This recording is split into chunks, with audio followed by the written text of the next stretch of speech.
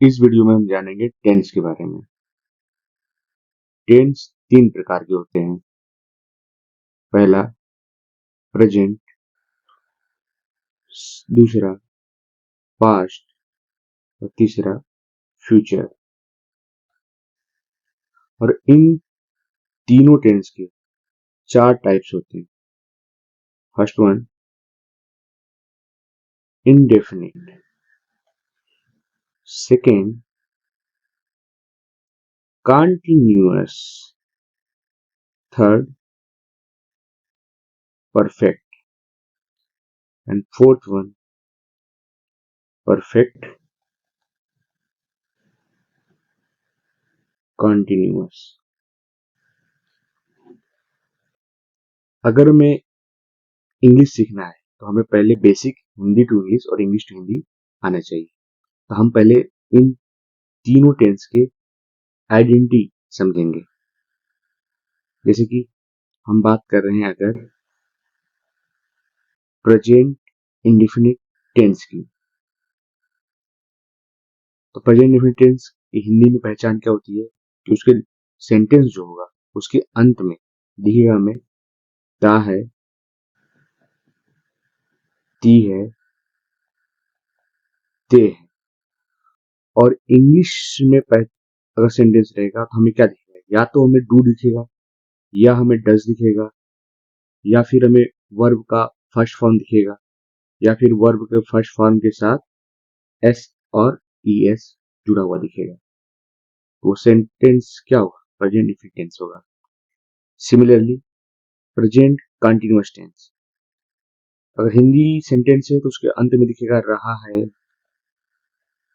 रही है, रहे हैं।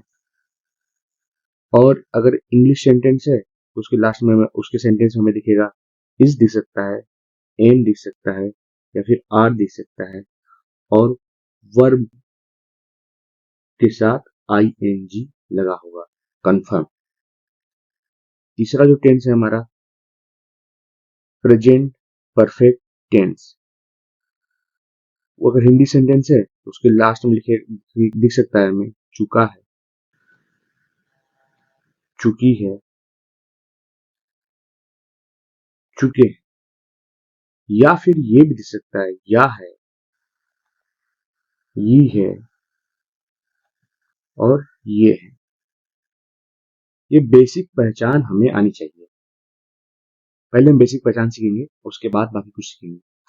अगर ये इंग्लिश सेंटेंस है प्रेजेंट परफेक्ट का, उसमें या तो हमें हैज दिखेगा या फिर हैव दिखेगा, और इनके साथ वर्ब का थर्ड फॉर्म दिखेगा। प्रेजेंट परफेक्ट कंटिन्यूअस टेंस, अगर ये सेंटेंस हिंदी में है तो हमें दिखेगा बेसिकली रहा है, रही है, रहे हैं, और उसके साथ समय भी उस सेंटेंस में नजर आएगा। अगर ये इंग्लिश में सेंटेंस है तो उसमें दिख सकता है हमें हैज बीन, हैव बीन, और वर्ब का ING वाला फॉर्म। सिमिलरली अगर ये सेंटेंस पास्ट इंडेफिनिट टेंस का है तो हमें दिखेगा उसमें सेंटेंस के अंत में ता था, ती थी, ते थे, या फिर ये दिख सकता है लास्ट में या, ही, ये, या फिर आ साउंड वाले शब्द से वो खत्म हो सकता है। और अगर वो इंग्लिश का सेंटेंस रहा पास्ट इंडेफिनिट का तो हमें दिख सकता है डिड दिख सकता है, या फिर हमें वर्ब का सेकेंड फॉर्म दिख सकेगा। अगर डिड दिखेगा तो वर्ब का फर्स्ट फॉर्म रहेगा। सिमिलरली अगर हम पास्ट कंटिन्यूअस टेंस है वो, तो उसमें दिखेगा हमें रहा था, रही थी, और रहे थे। और उस सेंटेंस अगर वो इंग्लिश में है तो उसमें दिख सकता है हमें वाज, वर, और वर्ब का ING वाला फॉर्म। अगर वो पास्ट परफेक्ट टेंस है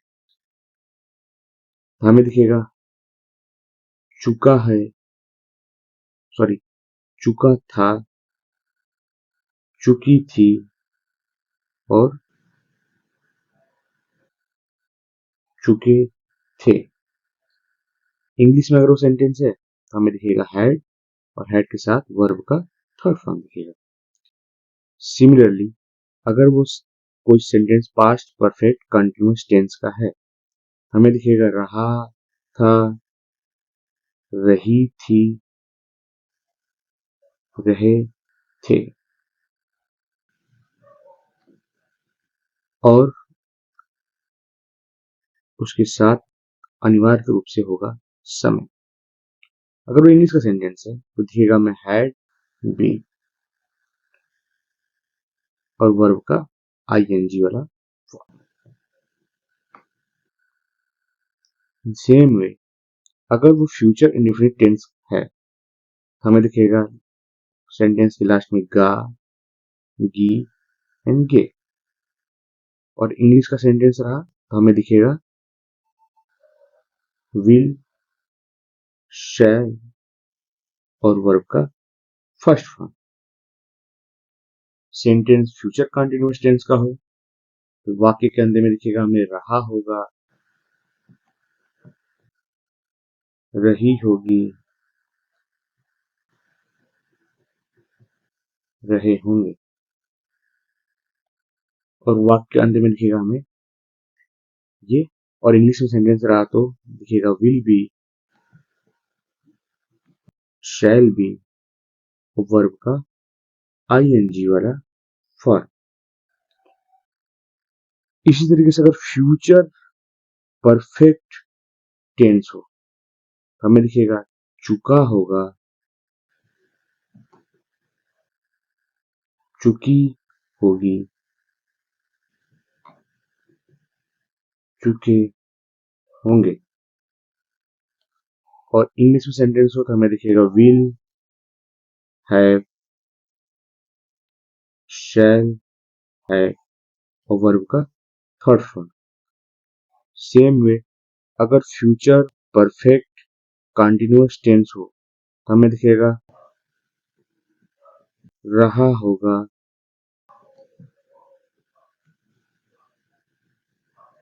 रही होगी, रहे होंगे। और हमें दिखेगा इंग्लिश में अगर सेंटेंस है तो will have been, shall have been और वर्ब का आईएनजी वाला फॉर्म। इतना बेसिक आइडेंटिटी हमें पहले याद करना होगा। उसके बाद हम जानते हैं कि किस सेंटेंस में किस टेंस के लिए कौन सा हेल्पिंग वर्ब यूज करेंगे और किस सब्जेक्ट के लिए कौन सा हेल्पिंग वर्ब यूज करेंगे। उससे पहले हमें सब्जेक्ट समझना होगा। सब्जेक्ट दो टाइप के होते हैं, एक होते हैं सिंगुलर और एक होता है plural. Singular subject basic knowledge starting के लिए, डेट में नहीं जा रहा है।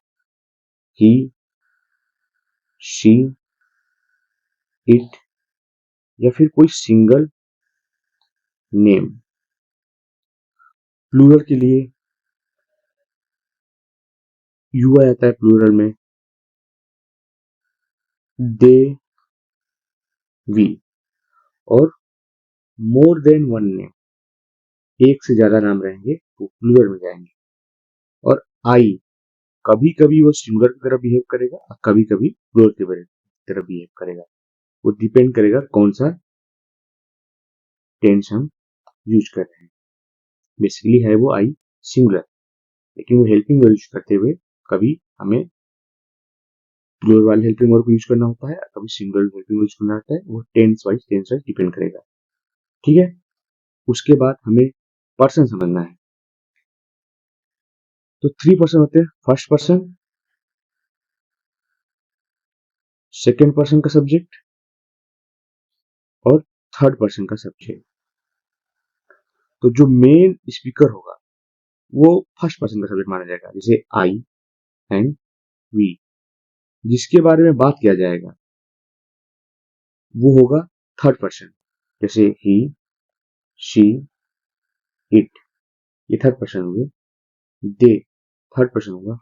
जिससे बात किया जाएगा वो होगा सेकेंड पर्सन। ठीक है, ये हमें याद रहना चाहिए।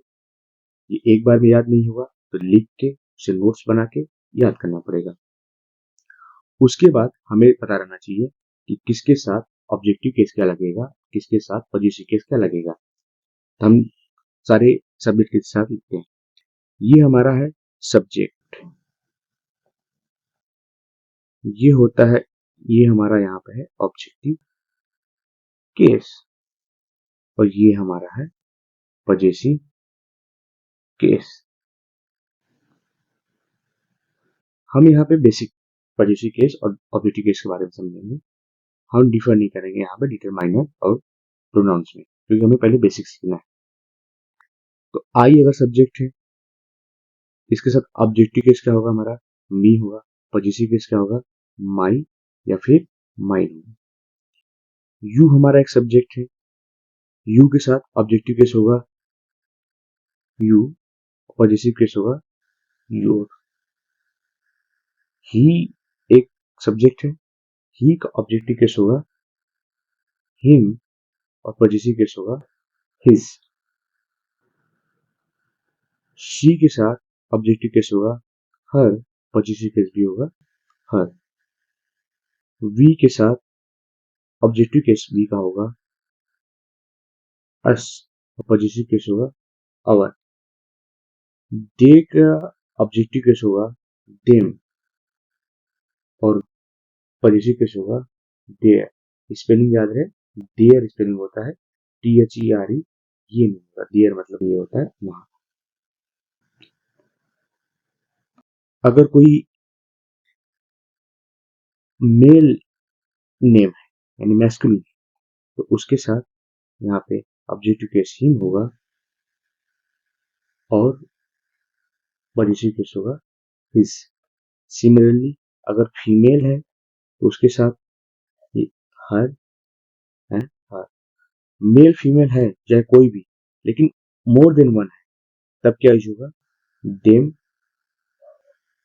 और देयर। अब किसी को हो सकता है ये ना पता हो कि ऑब्जेक्टिव केस और पॉजिटिव केस क्या होता है।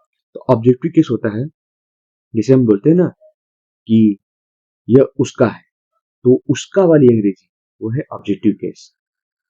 अपना की जो इंग्लिश होती है वो होती है पॉजिटिव केस। बेसिक अभी यहाँ पे ही जानने के लिए काफी है।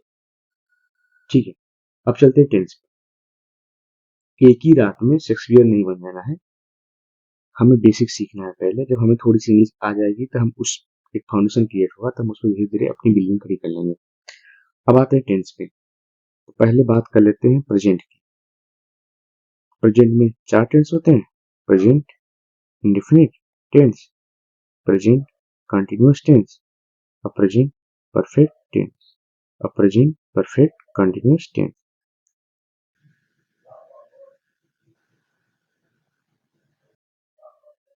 तो प्रेजेंट इंडेफिनिट टेंस में दो हेल्पिंग यूज होता है, एक डू एंड एक डस। डू होता है प्लूरल के साथ और डज होता है सिंगुलर के साथ। आगे मैं प्लूरल को पी लिखूंगा और सिंगुलर को एस। प्रेजेंट कंटिन्यूअस में तीन हेल्पिंग वर्ब होते हैं, इज, एम, आर। इज लगता है सिंगुलर के साथ, आर लगता है प्लूरल के साथ, और एम लगता है आई के साथ।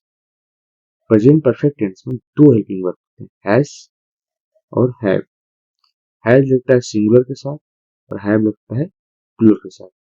प्रेजेंट परफेक्ट कंटिन्यूअस में भी दो हेल्पिंग वर्ब हैं, हैज बीन और हैव बीन। हैज बीन लगेगा सिंगुलर के साथ और हैव बीन लगेगा प्लूरल के साथ।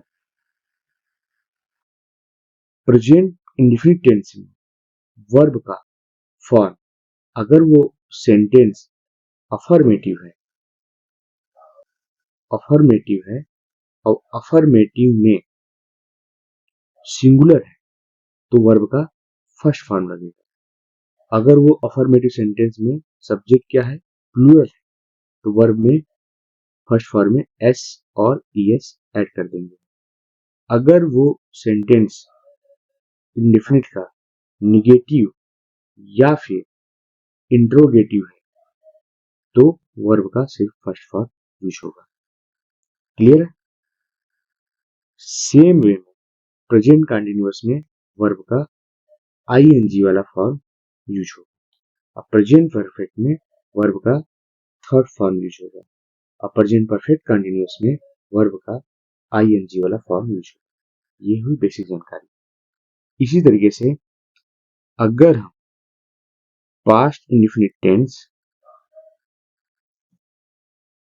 Past continuous tense, past perfect tense और पास्ट परफेक्ट कंटिन्यूअस टेंस की बात करें तो पास्ट इंडेफिनिट टेंस में हेल्पिंग वर्ब होता है इकलौता डिड सभी सब्जेक्ट के साथ।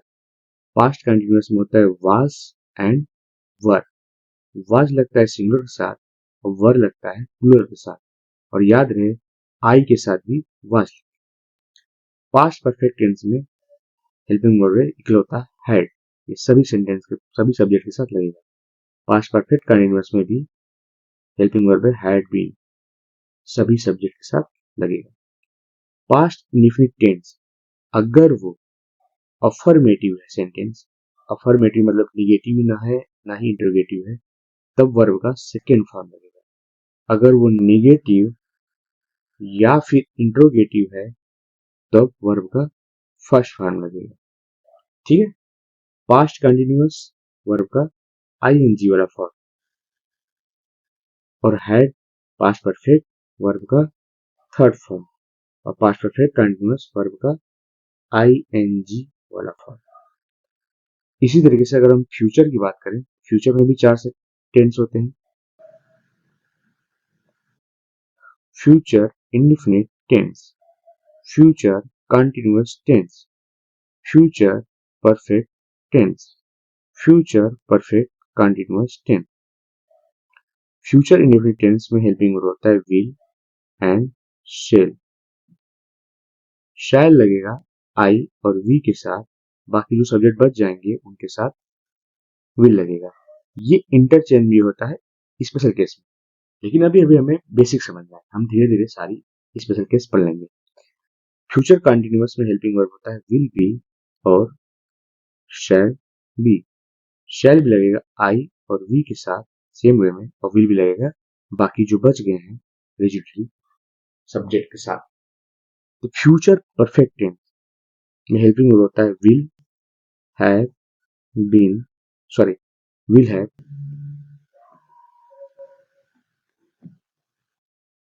और शैल हैव। शैल हैव लगेगा आई और वी के साथ, और विल हैव लगेगा बाकी बचे हुए सब्जेक्ट के साथ। फ्यूचर परफेक्ट कंटिन्यूअस में होता है will have been, shall have been, shall have been I और वी के साथ, विल हैव बीन बचे हुए सेंटेंस सब्जेक्ट के साथ। फ्यूचर इंडेफिनिट टेंस में फर्स्ट फॉर्म लगता है वर्ब का। फ्यूचर कंटिन्यूअस टेंस में वर्ब का आईएनजी वाला फॉर्म लगेगा, और फ्यूचर परफेक्ट टेंस में वर्ब का थर्ड फॉर्म लगेगा, और फ्यूचर परफेक्ट कंटिन्यूअस में वर्ब का आईएनजी वाला फॉर्म लगेगा। जो पहली बार इंग्लिश सीख रहा होगा उसको ये बहुत ज्यादा इंफॉर्मेशन लगेगा, लेकिन मैं इसका एक ट्रिक बता दे रहा हूँ। ट्रिक क्या है? एक कॉन्सेप्चुअल डेटा कि हमारे पास 3 परफेक्ट टेंस होते हैं, present perfect, past perfect, future perfect. तीनों में वर्ब का थर्ड फॉर्म लगेगा।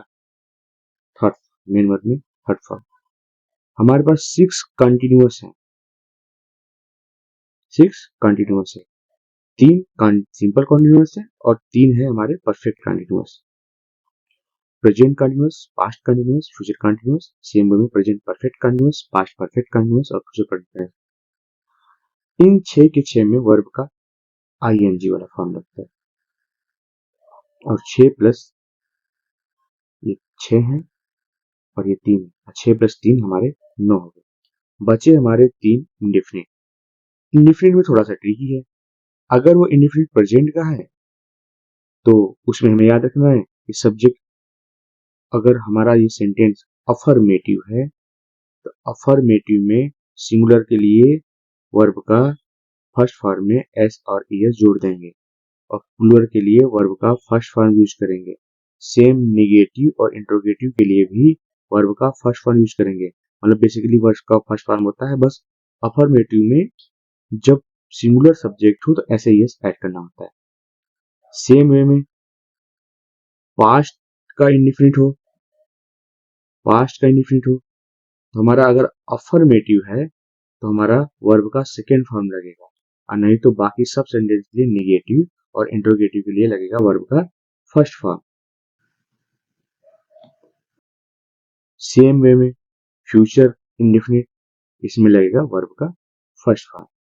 अब समझ में आया? याद करना कितना इजी हुआ। Future indefinite first form, past indefinite basically first form, सिर्फ अफर्मेटिव हो सेंटेंस तो second form. Basically first form present indefinite में, लेकिन जब सिंगुलर अफर्मेटिव हो तो हमारा क्या लगेगा, वर्ब के फर्स्ट फॉर्म में ऐसे ही साइड होगा। बाकी 3 perfect third form, 6 continuous ING form. इस तरह से 12 टेंस के बेसिक खत्म हुए।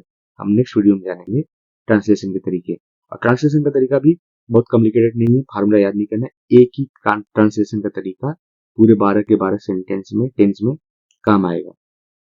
Thank you.